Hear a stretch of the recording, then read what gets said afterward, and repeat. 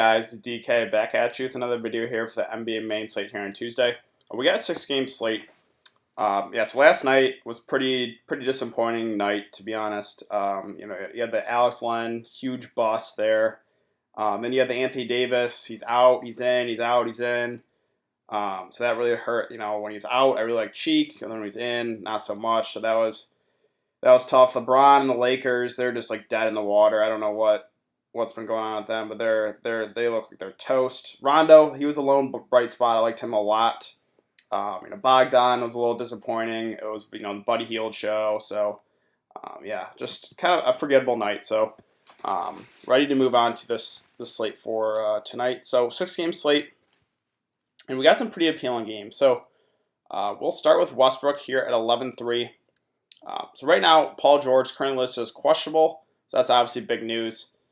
If he's out, that's a huge boost to Westbrook. But with George out last couple games, Westbrook has been pretty disappointing. 41-45 last 2 games. So not really what do you expect from Westbrook with no Paul George. If Paul George is out again, I still think Westbrook's a great play. I think recency bias, some people get off him, but I would still like him a lot if Paul George is out. Then you got James Harden at 11-1. I think it goes very low owned on the slate. The matchup with Toronto, obviously not the best. Obviously, we know this guy has a huge upside. So I think Harden's a pretty solid play there in GPPs. Steph Curry here at 9K. Golden State's fully healthy. I don't like a whole lot, but Klay Thompson current list is questionable. If he's out, that would definitely boost the appeal of Steph Curry. So we're gonna have to kind of wait for news with Steph. Kyrie. So you guys know when Boston's fully healthy, I kind of stay away from them. But this is kind of the exception. I am considering Kyrie today. In a great matchup here against Golden State. If Boston's going to keep it close, it's going to be because of the big game from Kyrie. He has 50-60 fantasy point upside in this type of matchup. So I am considering Kyrie today at 8.8.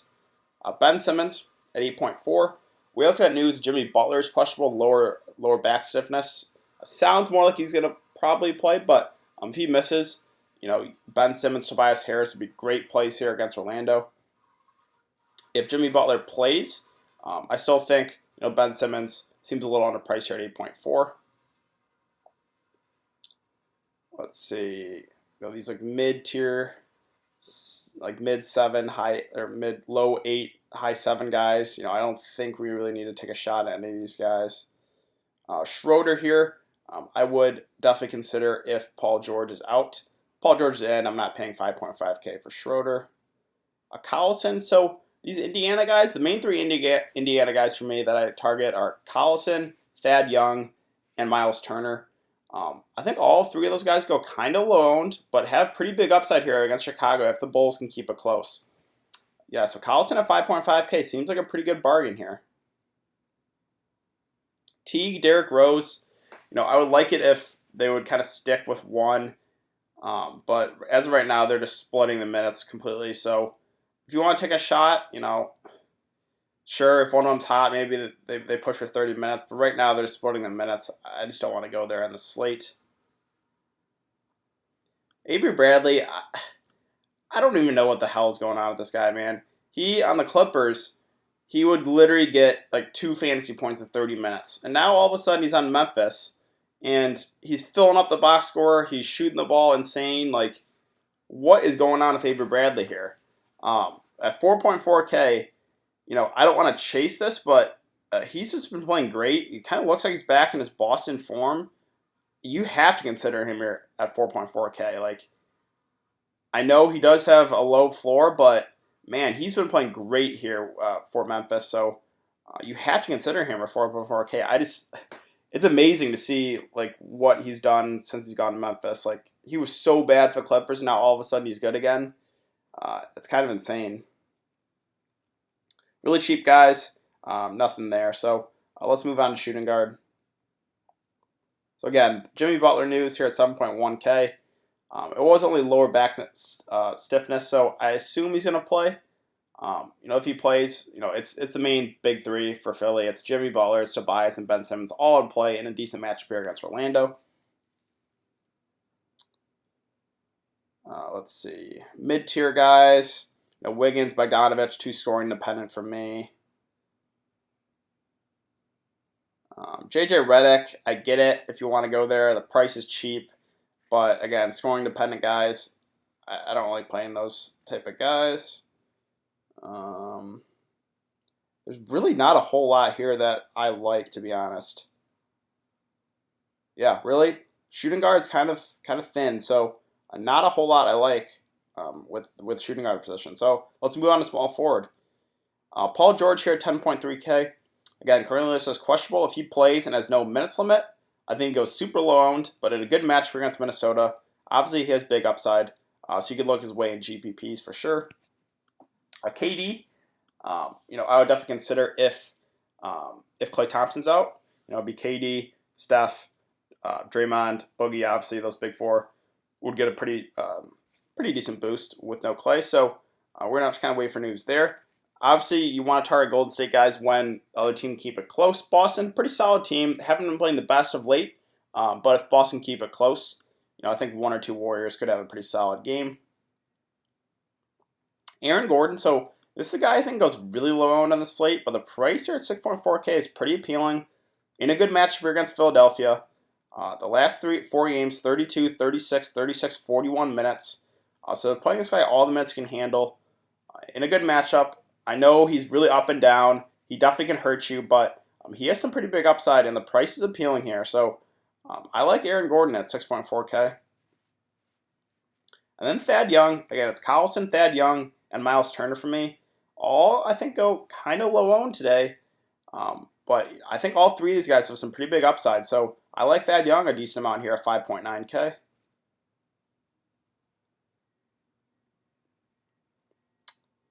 Let's see. Secondary Boston guys like Jason Tatum, Marcus Morris. You definitely can take a shot on one of these guys. Again, it's an up-tempo game. I think, one of these other secondary guys besides Kyrie is going to have a pretty solid night. But it's just hard. It's too hard to predict. Jaylen Brown, any of these guys. But I just don't want to, it's kind of a guessing game, so I don't really want to take a shot at any of those guys. Yeah, so let's move on to power forward here. Let's see. We're going to talk about these guys. Kawhi, currently listed questionable, but he was only out for rest purposes. I do expect him to play. I think it goes pretty low owned at 8.9, but I'm probably not going to go there on this slate. Lauri Markkanen has been playing really well. He's got a tougher match here, though, against Indiana.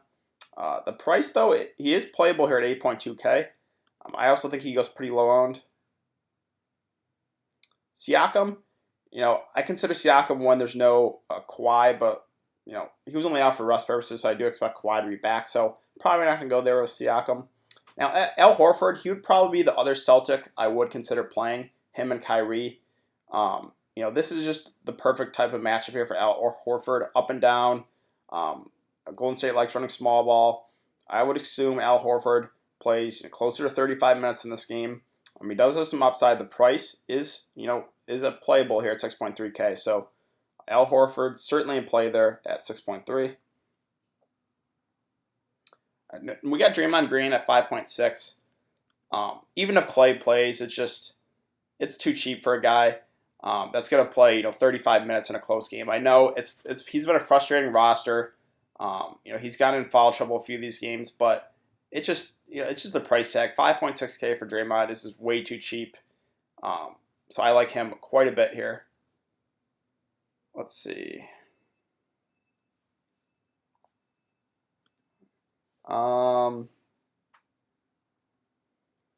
Ivan Robb currently listed as questionable. He didn't play last game. If he's out, that would just secure the minutes for Jonas Valanciunas and Joakim Noah. Jonah Bolden, if you want to, it's a risky play. He gets in foul trouble a lot. But at 3.9K, they're going to need someone out there to guard Vucevic. So I don't think he's the worst play in the world.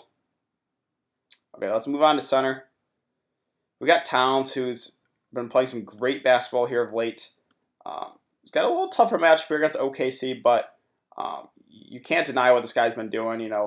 Besides last game, 3 straight 70 fantasy point games. So you definitely got to consider him. Then you got Vucevic. Really like this play here at 9.2K. There's no Embiid. He should have his way with whoever Philly tries to throw on him. Whether it be Jonah Bolden, Amir Johnson, whoever. Vucevic should just have his way. I think he goes pretty low on in this slate. I like him quite a bit here at 9.2. The Boogeyman at 8K, certainly playable. He definitely does have some upside.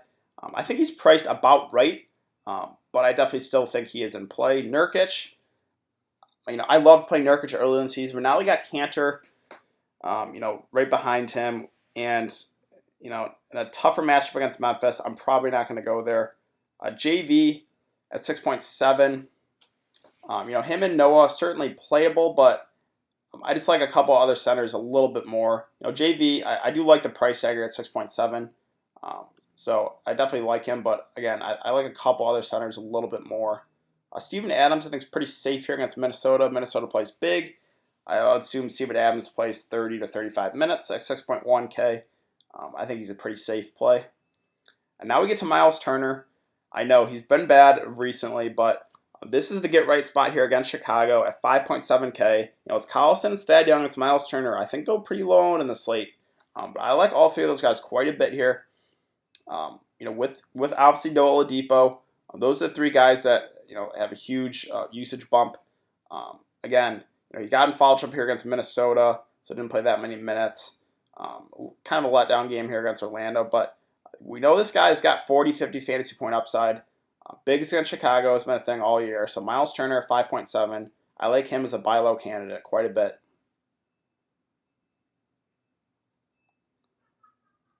And as far as really cheap centers, Quinn, I don't think we had to go there.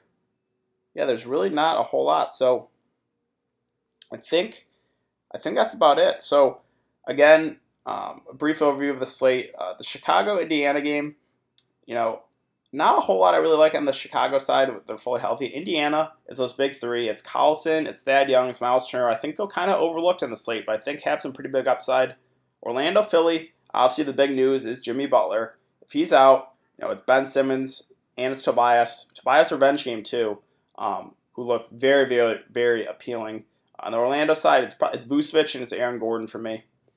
OKC, Minnesota, obviously we're waiting for the Paul George news. If he's out, it's Westbrook. At Schroeder, you could look at Jeremy Grant, Steven Adams, even pretty solid play on the Minnesota side. It would probably be Cat. That's about it. Could you do Wiggins? I guess. Teague and Rose kind of splitting the minutes. So Minnesota, not a whole lot I like. Portland, Memphis, kind of a cross off for me. If I was going to play someone from this game, it probably would be Jonas Valanciunas, but just not a whole lot I like from this game. Houston, Toronto. You got Harden would probably be the only target for me in this game.